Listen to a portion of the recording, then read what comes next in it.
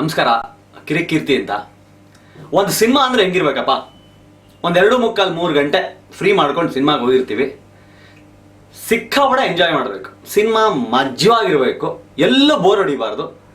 Cinema ಮುಗಿಸ್ಕೊಂಡು ಹೊರಗೆ ಬಂದಾಗ ಯಾವ ಟೆನ್ಷನ್ ಇರಬಾರ್ದು. ಹಿಂಗಿದ್ರೆ ಅದೊಂದು ಸೂಪರ್ ಸಿನಿಮಾ. ಆ ಥರದೊಂದು ಸಿನಿಮಾ ಮಾಸ್ಟರ್ ಪೀಸ್ ಅಂತ ಹೇಳಿದ್ರೆ ನಿಜವಾಗ್ಲೂ ಅತಿಶಯೋಕ್ತಿ ಅನ್ಸೋದಿಲ್ಲ. ಯಾಕಂದರೆ ಇಡೀ ಸಿನಿಮಾ ಶುರುವಾದಾಗಿಂದ ಮುಗಿಯೋ ತನಕ ಎಲ್ಲೂ ಬೋರ್ ಹೊಡ್ಸಲ್ಲ ನಿಮಗೆ. ಸುಮ್ಮನೆ ನೋಡ್ಸ್ಕೊಂಡು ಹೋಗುತ್ತೆ. ಇಂಟ್ರೋಲ್ ಅಂತೂ ಹೆಂಗೆ ಬರುತ್ತೆ ಅಂತಲೇ ಗೊತ್ತಾಗಲ್ಲ.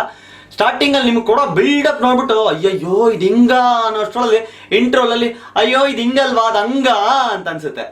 ಏನೋ ಒಂಥರ ಸಖತ್ ಟ್ವಿಸ್ಟು. ಮಂಜು ಮಾಂಡವ್ಯ ಬರೀ ಸ್ಕ್ರಿಪ್ಟ್ ಬರೆಯಲ್ಲ, ಸಖತ್ತಾಗಿ ಆ್ಯಕ್ಷನ್ ಕಟ್ ಹೇಳ್ತೀನಿ ಅಂತ ಪ್ರೂವ್ ಮಾಡ್ಬಿಟ್ಟಿದ್ದಾರೆ. ಯಶ್ ಅವರಂತೂ ಸಿನಿಮಾದಲ್ಲಿ ಒಂದು ಲೆವೆಲ್ ಇನ್ನೊಂದು ಲೆವೆಲ್ ಮೇಲೆ ಹೋಗ್ಬಿಟ್ಟಿದ್ದಾರೆ.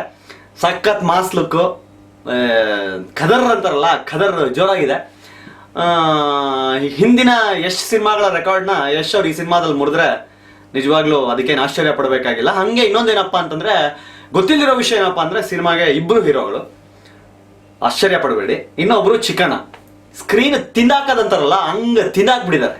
ಯೂಶಲಿ ನಮ್ಮ ಸಿನಿಮಾಗಳಲ್ಲಿ ಹೆಂಗಪ್ಪ ಅಂದರೆ ಹೀರೋಗಳಿಗೆ ಬಿಲ್ಡಪ್ಪು, ಆದ್ರೆ ಇಲ್ಲಿ ಚಿಕ್ಕಣ್ಣನ್ ಕೊಟ್ಟಿರೋ ಬಿಲ್ಡಪ್ಪು, ಅವ್ರು ಮಾಡಿರೋ ಆ್ಯಕ್ಟಿಂಗು, ವಾವ್, 1 ನಿಮಿಷನೂ ಬೋರ್ ಹೊಡಿಸ್ದಂಗೆ ಚಿಕ್ಕಣ್ಣ ಸ್ಕ್ರೀನಲ್ಲಿ ಸಖತ್ತಾಗಿ ಮಿಂಚಿದ್ದಾರೆ. ಆಮೇಲೆ ಹೀರೋಯಿನ್ ಸಖತ್ ಕ್ಲಾಸು ಮಾಸು 2 ರೋಲಲ್ಲಿ ಸೂಪರಾಗಿ ಮಿಂಚಿದ್ದಾರೆ. ಸುಹಾಸಿನಿಯವರು ತುಂಬ ವರ್ಷಗಳ ನಂತರ ಕನ್ನಡ ಸಿನಿಮಾದಲ್ಲಿ ಕಾಣಿಸ್ಕೊಂಡು ತಾಯಿ ಪಾತ್ರನ ಸಖತ್ ನೀಟಾಗಿ ಮಾಡಿದ್ದಾರೆ. ಏನಪ್ಪ ಸ್ಟೋರಿ, ಅದನ್ನ ಬೋಳಪ್ಪ ಫಸ್ಟ್ ಅಂತ ಕೇಳ್ಬೋದು ನೀವು. ನೋಡಿ ಸ್ವಾಮಿ, ಸಿನಿಮಾದಲ್ಲಿ ಸ್ಟೋರಿ ಏನು ಅಂತ ಕೇಳಿದ್ರೆ ನಮಗೂ ಸ್ವಲ್ಪ ಹೇಳೋದು ಕಷ್ಟ ಆಗ್ಬೋದು. ಸ್ಟೋರಿ ಟ್ರ್ಯಾಕು ಲೈನು ಹೇಳೋದು ಕಷ್ಟ. ಆದರೆ ಇಡೀ ಸಿನಿಮಾದಲ್ಲಿ ಏನೇನು ಇರಬೇಕು, ಒಂದು ಕಮರ್ಷಿಯಲ್ ಸಿನಿಮಾದಲ್ಲಿ ಒಂದು ಮಸಾಲೆ, ಸಖತ್ ಕಾಮಿಡಿ ಇರಬೇಕು, ಎಂಟರ್ಟೈನಿಂಗ್ ಆಗಿರಬೇಕು, ಹಾಡುಗಳಿರಬೇಕು, ಹಾಡುಗಳು ಸೂಪರಾಗಿ ಪಿಕ್ಚರೈಸ್ ಆಗಿರಬೇಕು, ಜೊತೆಗೆ ಅಲ್ಲಲ್ಲಿ ಫೈಟ್ಗಳಿರಬೇಕು, ತಾಯಿ ಸೆಂಟಿಮೆಂಟ್ ಇರಬೇಕು, ತಾಯಿನಾಡು ಬಗ್ಗೆ 4 ಡೈಲಾಗ್ ಇರಬೇಕು, ಜೊತೆಗೆ ರವಿಶಂಕರ್ ಸೆಂಟ್ರಲ್ ಎಂಟ್ರಿ ಆಗಬೇಕು. ರವಿಶಂಕರ್ ಇಂಟ್ರೋಲಲ್ಲಿ ಎಂಟ್ರಿ ಕೊಟ್ಟು ಕ್ಲೈಮ್ಯಾಕ್ಸ್ ಮುಗಿಯೋರೊಳಗಡೆ ಬಾ ಮನುಷ್ಯ ಏನ್ರಿ ಅವಯ್ಯನ್ ವಾಯ್ಸು, ಅವಯ್ಯನ್ ಡೈಲಾಗ್ಗಳಂತೂ ಸಿನಿಮಾದಲ್ಲಿ ಒಂದಕ್ಕಿಂತ ಒಂದು ಸೂಪರ್. ಎಷ್ಟೊಂದು ಕಡೆ ಹೇಳ್ತಾರೆ, ಕೆಳಗಡೆ ಕಾಲಿಳಿಯಕ್ಕೆ ಇಷ್ಟೊಂದು ಜನ ಇದ್ರು, ಇಷ್ಟು ಮೇಲೆ ಹೆಂಗ್ ಬಂದೆ ಅಂತ ಯೋಚನೆ ಮಾಡ್ತಾ ಇದೆಯಾ?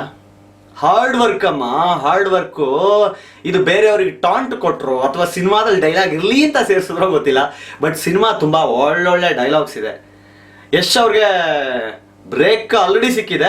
ಇದು ಬ್ರೇಕ್ ಮೇಲೆ ಒಂದು ಬ್ರೇಕು, ಸಿಕ್ಕಾಬಟ್ಟೆ ಬ್ರೇಕು. ಹಳೆ ರೆಕಾರ್ಡ್ಸ್ ಎಲ್ಲ ಬ್ರೇಕ್ ಮಾಡೋಕ್ಕೊಂದು ಬ್ರೇಕು. ಸಿನಿಮಾ ಸೂಪರ್ ಆಗಿದೆ.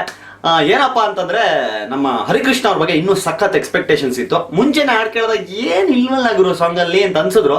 ಸ್ಕ್ರೀನಲ್ಲಿ ವಿತ್ ವಿಜುವಲ್ ವಿಡಿಯೋ ಜೊತೆಗೆ ಹಾಡು ನೋಡಿದಾಗ ಏನೋ ಇದೆ ಅಂತ ಅನ್ಸುತ್ತೆ. ಬಟ್ ಆದರೂ ಹಿಂದಿನ ಎಷ್ಟು ಸಿನಿಮಾಗಳಲ್ಲಿ ಇಲ್ಲಿ ಕಚ್ಕೋತಾ ಇತ್ತಲ್ಲ ಸಾಂಗು, ಅಷ್ಟು ಕಚ್ಕೊಂಡಿಲ್ಲ. ಹಾಗಾಗಿ ಅದಕ್ಕೊಂದು ಅರ್ಧ ಮಾರ್ಕ್ಸು ಖಟಕ್ ಅಂತ ಕಟ್ ಮಾಡ್ತಾ ಇದ್ದೀವಿ. ಇನ್ನು ಏನಪ್ಪ ಅಂತಂದರೆ, ಸಿನಿಮಾದಲ್ಲಿ ಎಲ್ಲ ಸೂಪರು, ಬಟ್ ಮಂಜು ಮಾಂಡವ್ಯರಿಗೆ ತೂರ್ ಚಂಡ್ ಆಡ್ಸೋ ಐಡಿಯಾ ಯಾಕೆ ಬಂತೋ ಗೊತ್ತಿಲ್ಲ. ನಮಗೆ ಅದ್ರ ಬಗ್ಗೆ ಒಂದು ಸಣ್ಣ ಆಕ್ಷೇಪಣೆ ಇದೆ. ಇನ್ನೆಲ್ಲವೂ ಸಿನಿಮಾದಲ್ಲಿ ಸೂಪರ್.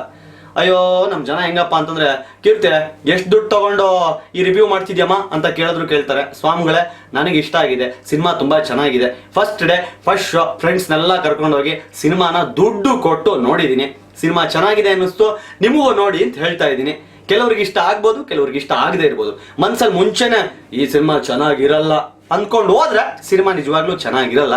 ಇಲ್ಲ, ಸೂಪರ್ ಎಂಟರ್ಟೈನ್ಮೆಂಟ್ ಇರುತ್ತೆ, ಹಾಕಿರೋ ದುಡ್ಡಿಗೆ ಮೋಸ ಇಲ್ಲ, ಪೈಸಾ ವಸೂಲ್ ಸಿನಿಮಾ, ಸಖತ್ ಕಮರ್ಷಿಯಲ್ ಅಂದ್ಕೊಂಡೋದ್ರೆ ಸಿನಿಮಾ ಸೂಪರ್ ಆಗಿದೆ. ನೋಡಿ, ಎಂಜಾಯ್ ಮಾಡಿ. ಇದು ಮಾಸ್ಟರ್ ಪೀಸ್.